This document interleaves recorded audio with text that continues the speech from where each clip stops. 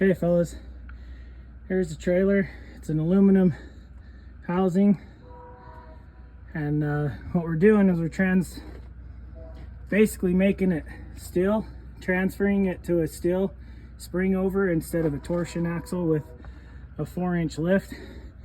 Those triangles there, well, the one that was there was holding a piece of aluminum square tubing 2x4 down, and so that actually gave it a lift with the torsion axles, and they're only 3,500 pound torsion axles. So what we're doing is we're boring a 1 1/4 inch hole up there all the way through.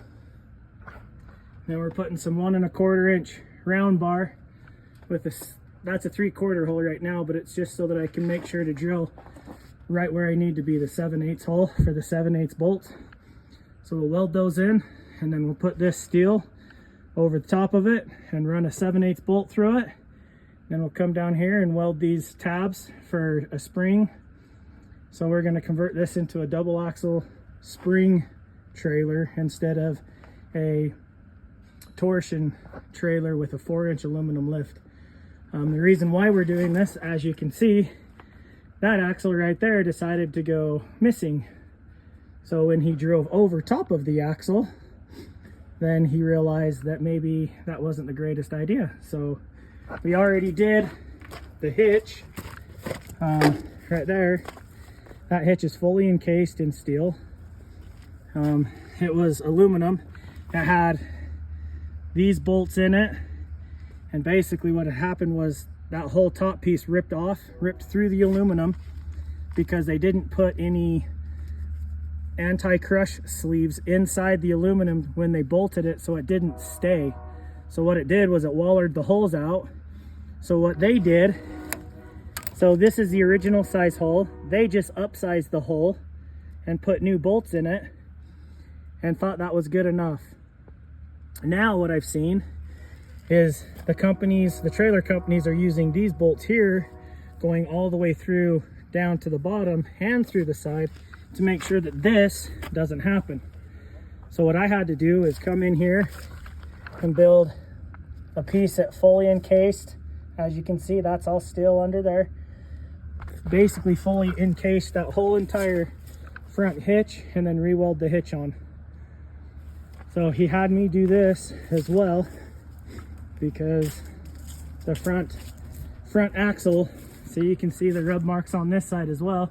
The front axle went under the back axle and decided it didn't want to be supporting the trailer anymore. So this is kind of a word to the wise. This is what aluminum trailers do. In my personal opinion, don't ever use an aluminum trailer if you're hauling it every day.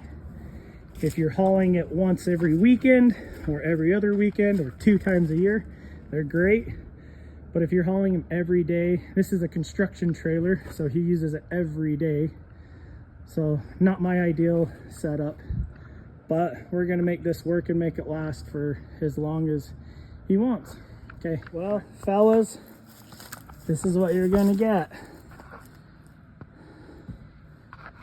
So you see I've got the bolt through the aluminum and then the trailer spring perch welded to it. There's the center section. The reason why I did this is because on the back side, right in the middle right there, is the main frame tube that goes across. And I didn't want to go on the back side because that would have put too much pressure on the one side versus both sides. So this way it kind of Stevens it out, but then at the same time right there it kicks it off to the center, and then I still have something to weld to. The triangulation of that, it's not going anywhere. This side here is, I mean, these are tight. I'm talking like the bolts, I had to pound the bolts through with a hammer just to get them to go. So as far as the tolerances, we're pretty tight tolerance. And so what I'm saying is this piece isn't gonna rock any direction, even though that's centered. Plus it shouldn't rock too much anyways on account of it's the center one.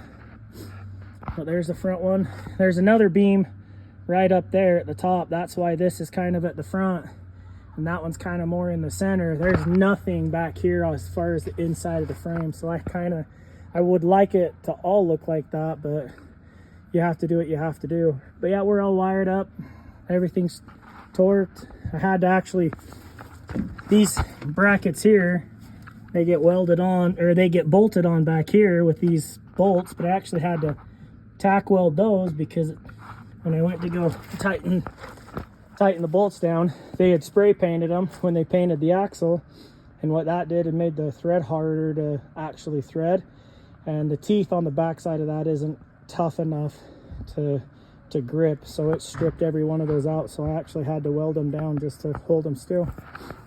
And then we'll go to the other side.